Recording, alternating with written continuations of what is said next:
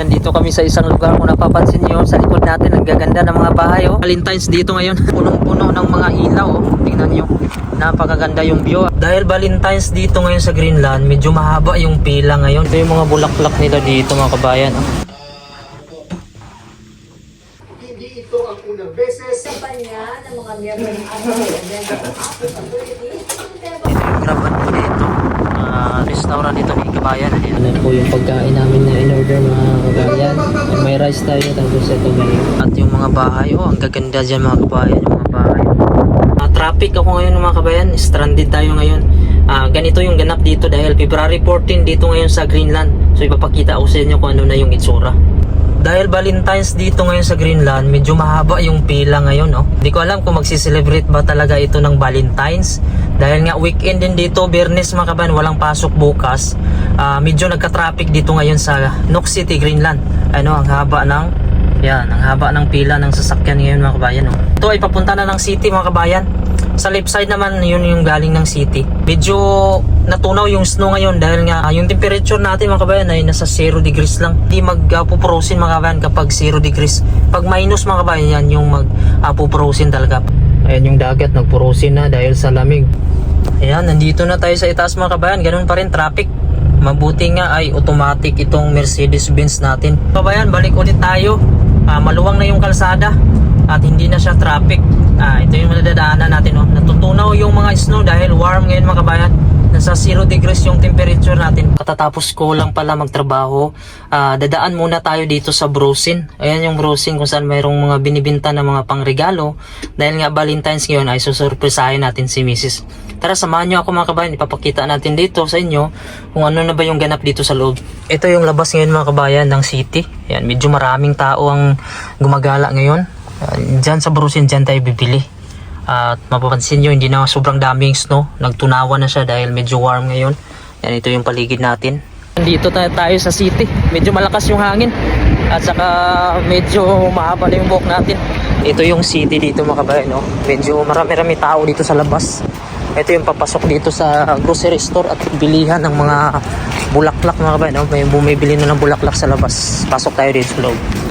Ayan, dito na tayo sa loob mga kabayan, no? Medyo marami-raming tao dito. Hanap tayo ng tsokolate. Hanap ako ng chocolate dito. Ireregalo natin kay Mrs. Ayan, dito tayo sa may mga chocolate. Ito yung mga sample ng mga chocolate nila dito mga kabayan, no? Ayan, masarap na to. Marabo na chocolate. Tapos dito meron din dito. Ito mga chocolate din dito. Kaso wala yung Toblerone. Toblerone sa hindi tayo ng mga chocolate dito. Ayan, chocolate din to. Ayan, wala masyadong mapilian. Ito yung mga bulaklak nila dito mga kabayan. Medyo kukunti na lang dahil maraming bumili. Ayan, so pili muna tayo dito kung ano yung maganda. Ito may mga rose dito na maliliit, oh. Tapos ito na may mga sapat.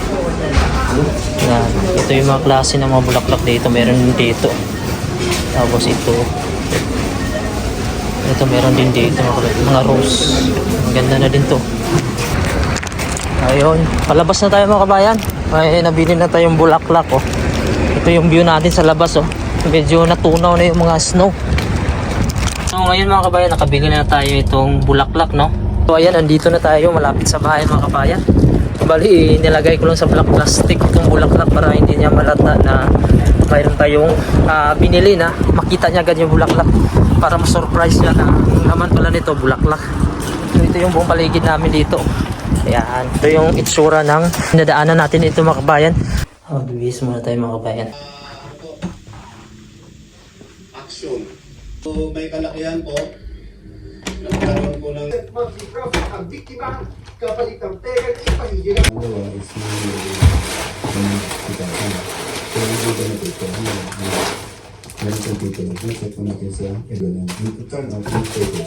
So we decided and with agreement with the sa victim natin, pumayag sila magsuka ng enforcement operation. Sanda kolekta tinatawag. Investigasyon ng PNP, hindi ito ang unang beses. Ngayon lang po dito sa aming station. Itinapan niya ng mga miyembro ng Action Authority. Hello po mga kabayan. Valentine's pala dito, February 14. Papasyal kami ni Mrs. doon sa may Pinoy restaurant sa kabila.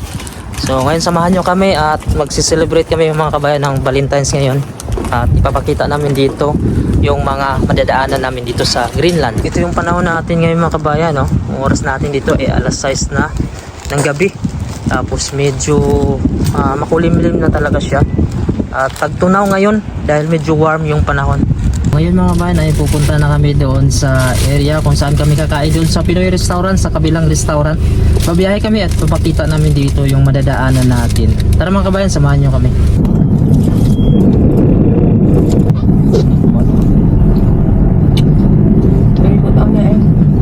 At yung panahon natin ngayon mga kabayan, medyo wala na siyang masyadong snow dahil yung temperature natin ay nasa 0 degrees Celsius. Tumaga tayo sa bubble tea na. Papunta na po kami. Sige po, salamat. Yan, ito yung ganap dito ngayon mga kabayan. Yung mga tao medyo busy dahil weekend ngayon at araw din ng mga puso. So, hindi ko alam kung paano sila nagsiselebrate dito ng Valentine's. Parang mas kakaiba sa atin yung pag-celebrate. Sabado, Linggo, walang mga pasok, halos lahat dito.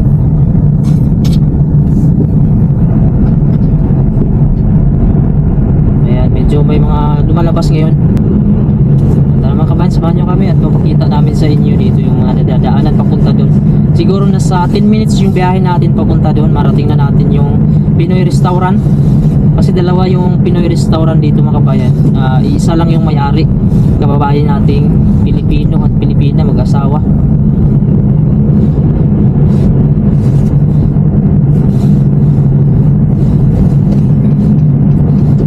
Sana umabot. Ayan, umabot pa tayo. Ayan o, maraming mga sasakyan ang papunta dito sa city. Ito sa left side natin, ayan yung papunta dun sa city sa amin. Yung mga pauwi ko kunti pa lang. May iba din na naglalakad. At yung kalsada dito mga kabayan, hindi siya masyadong malawak. Pero hindi naman matraffic dito. May mga time na medyo traffic, pero saglit lang naman mga kabayan. Lalo na pag nagsabay-sabay kasi ng uwi, ayun yung kadalasan nagta-traffic siya. Mga bandang alas 4 yun, alas 4 ng hapon pupunta ng alas 5 doon yung traffic. Ito yung kalsada dito, mapapansin nyo lumalabas na yung bato, wala na yung mga snow. Medyo kuha na lang yung snow, makikita ko ng mga bato. Dati kasi hindi mo talaga makita yung kulay ng bato dahil natatakpan ng makakapal na snow. At yung daanan natin ay makinis na at simento na talaga ito, espalto. Malinis siya, natunaw. Pag nag 0 degrees na yung tutunawin ng panahon yan, yung mga snow, mga yelo. Pag minus yung nagpo-form ng snow, nagpo-frozen, yan yung minus.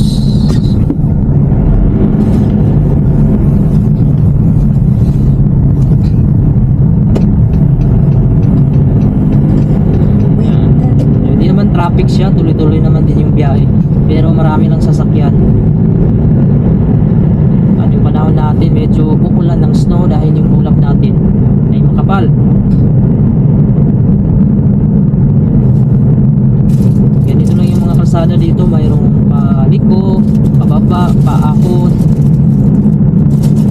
at madulas pag may snow, lalo na pag nag-yelo mga ba yung daanan. Pero mayroon namang nagmi-maintain. Minsan lang may time na tuloy-tuloy yung snow at hindi nalinis.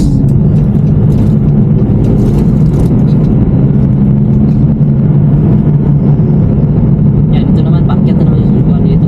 Wala talaga dito ang kahoy, no? Makikita nyo, wala. Puro bato lang. Tapos yung mga bahay na makulay, nakatayo lang sa ibabaw ng mga bato. Kaya malakas yung hangin dito kapag may hangin na darating dahil walang pangharang.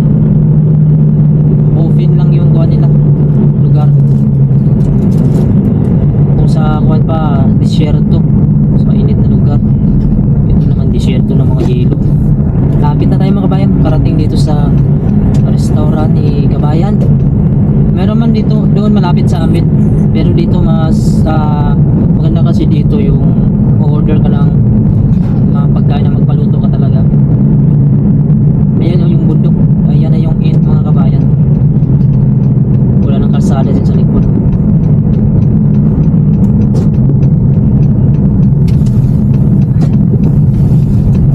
Ayan, dito na street ay papunta ng airport.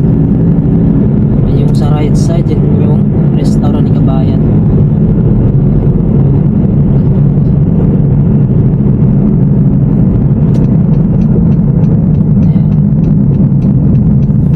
Tingnan natin, medyo maraming kumakain dahil may mga nakaparking sa labas.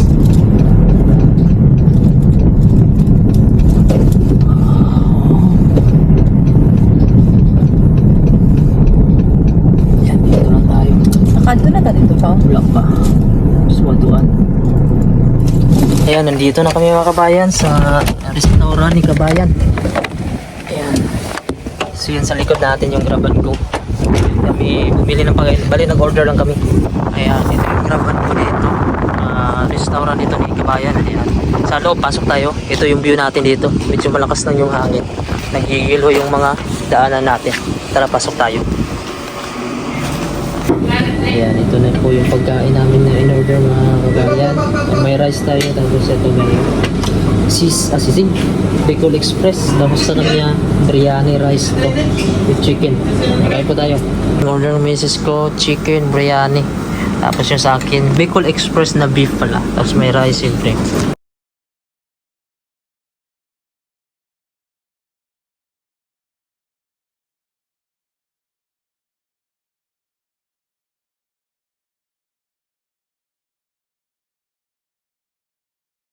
Ay tapos na kaming kumain at busog na busog kami ni Mrs. Yun, maghanap kami dito ng magandang pasyalan. Medyo madilim na lang dito mga kabayan, pero ipapakita ko pa rin sa inyo dito yung view. Hello po mga kabayan, ngayon nandito kami sa isang lugar na kung saan medyo tahimik dito. Medyo malakas lang yung ulan at sa likod natin yung nagagandahang mga bahay at napakaraming ilaw. Tapos ito sa likod natin meron ding bahay dito. Grabe mga kabayan, kung paano sila nakaakyat dyan, paano nagawa yung mga bahay dyan. Ayan. So yan, ito yung view natin sa Greenland. Ayan, ito yung paligid natin yung mga kabayan. Medyo malakas lang yung hangin at yung mga bahay. Ang gaganda dyan mga kabayan, yung mga bahay. Kulay siya. Dati nung Christmas mga kabayan, kaliwanag yan dahil mayroong mga Christmas light. Tapos sa likod nila ay bundok ng mga bato. Hindi kaya maaaring gumuho mga kabayan, patambakan yung mga kuwan dyan. Napakasulit yan mga kabayan. Ito yung paligid natin dito. Yan sa taas, talagang balot ng yelo. Tapos dito yung mga bahay, tingnan nyo kung paano ba ginawa to. Dahil bundok ng mga bato to dito. Dito mayroon pang Christmas light, hindi pa tinanggal. Yan. Ito yung paligid natin.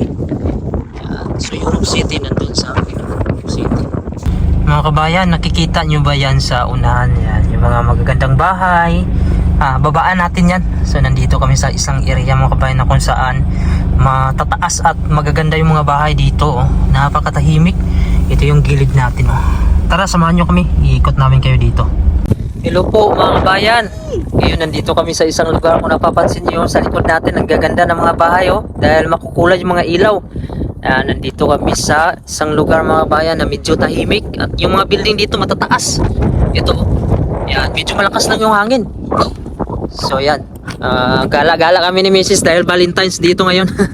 Habang naglalakad kami, papakita ko sa inyo yung view. Naglalakad-lakad kami ni Mrs. dito at ipapakita natin, papakita namin sa inyo yung view. Tingnan nyo mga kabayan, yung mga bahay, tapos yung dinadaanan namin, ayan, solid siya na kuhan dito, mga ice. Dahil medyo malakas yung hangin at umulan nung nakaraan, medyo tumigas siya. Yan yung view natin, mapapansin nyo. So dito namin sinelebrate ni Mrs. yung aming Valentine's.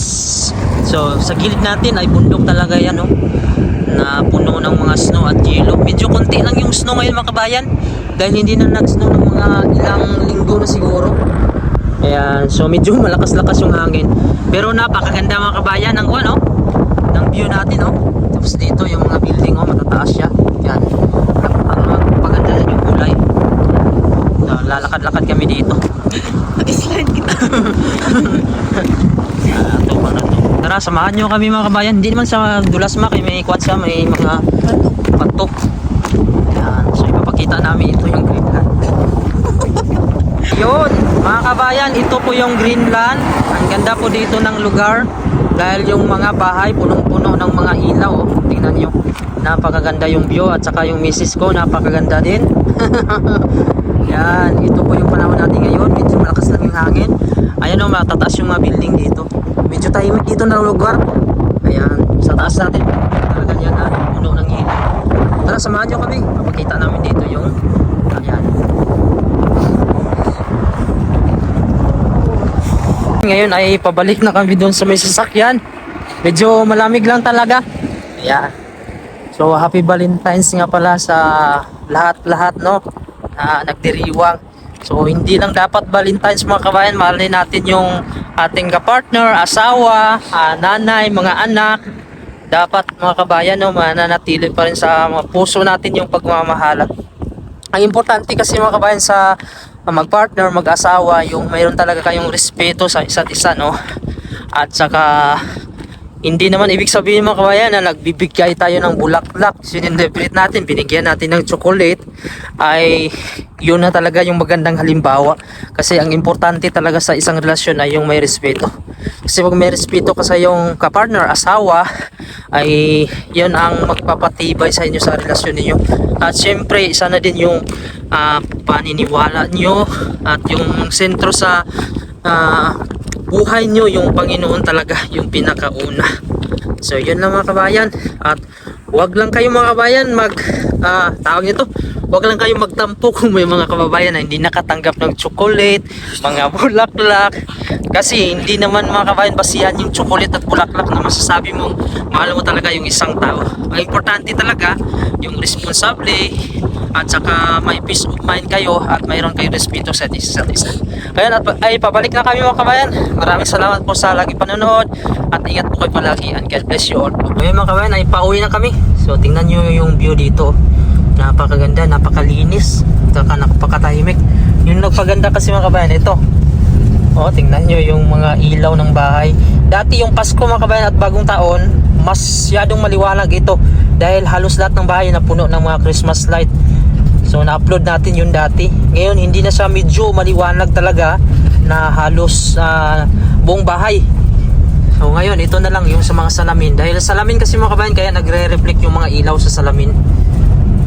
Tara samahan nyo kami habang pauwi kami mga kabayan para makita yung daanan dito. Hindi naman madulas yung kalsada natin dahil nakikita na yung mga espalto. Nagtunawan kasi yung temperature natin nasa 0 degrees lang. Ayan, so ito yung mga daanan, paliko, may paahon. Nandito na kami sa may highway. Ayan yung mga magagandang bahay dito. Medyo tahimik lang yung lugar talaga dito. Kasi medyo malayo kasi ito sa city, mga 10 minutes pa yung biyahe. Tapos may nakikita na tayong nagbabike dito. Dahil nga sa medyo yung kalsada natin ay hindi na siya nag-snow at hindi na siya madulas. Kaya pwede na siya magbike at hindi na ganong malamig dahil nasa 0 degrees yung lamig. Pero asahan natin sa susunod na mga araw o linggo, lalamig pa rin kasi nasa February pa tayo. Actually yung kuan dito, Greenland ay sa buong taon ay malamig pa rin siya kahit summer mga kabayan, no? Ayan. So ito yung mga bahay dito sa gilid, oh.